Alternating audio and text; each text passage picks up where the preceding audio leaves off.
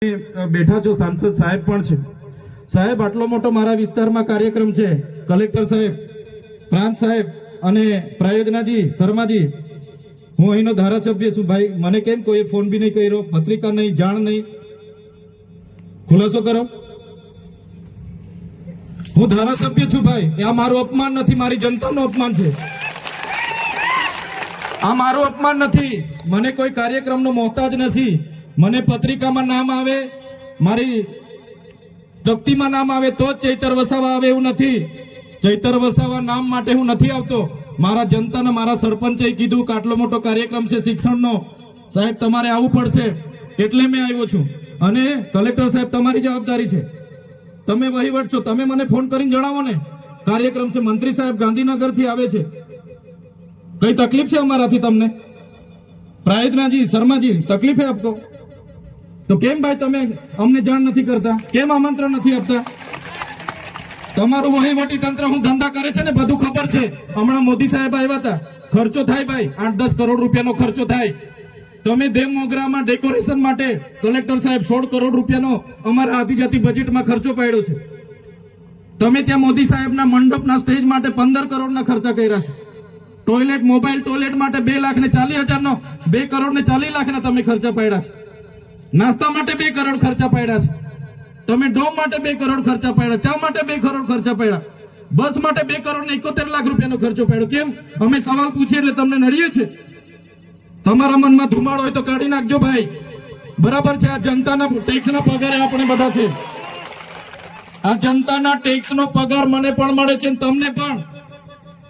કલેક્ટરથી તલાટીથી લઈને કલેક્ટર સુધીના બધા તમે નોકર છો, અમે બધા સેવક છે. આ લોકોએ જે પણ કે અમે પ્રતિનિધિ છે, અમને અધિકારો આપ્યા છે. તમે અમને કેમ અહીંયા બોલાવ્યા નથી? ના સાહેબ, અમારે વિદ્યાર્થીઓ અમે કેવું પડે છે. અમને કઈ, તમે દર વખતે ચિકદામાં કીધું, દર વખતે આ જ પ્રશ્ન ઉભો કરો છો, દર વખતે આ જ પ્રશ્ન ઉભો કરો છો. ઓ ભાઈ, ધારાસભ્ય છું, લોકોએ મને ચૂંટ્યા છે, મને આમંત્રણ જોઈએ ભાઈ.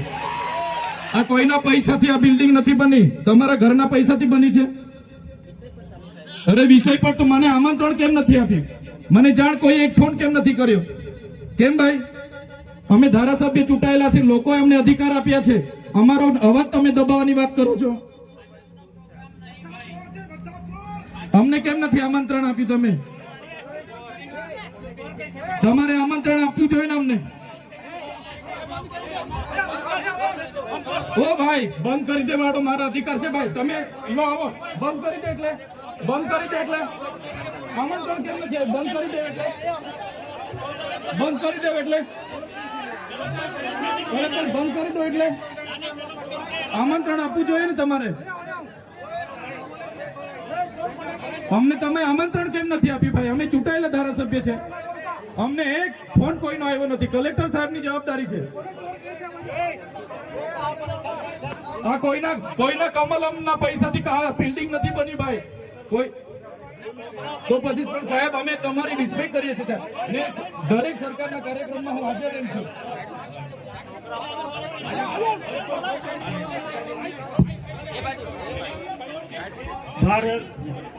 ભાઈ ચલો શાંતિથી બેસી જાઓ, બધા બેસી જાઓ.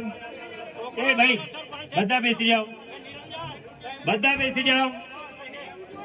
ચાલો શાંતિથી બેસી જાઓ ભાઈ, આગળ નહીં, બેસી જાઓ શાંતિથી. ભાઈ એ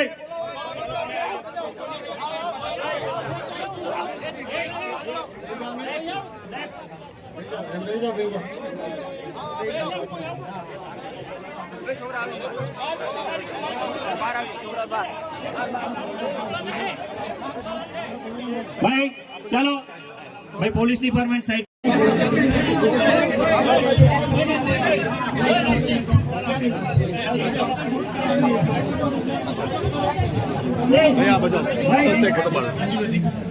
હાલો, આપણે શાંતિ રાખીએ છીએ ભાઈ. આ શિક્ષણ એ બધા માટે જરૂરી છે, અને શિક્ષણનો કાર્યક્રમ છે. આપણે બધા ખૂબ શિક્ષિત છીએ ત્યારે આ સ્ટેજ પર આવ્યા છે.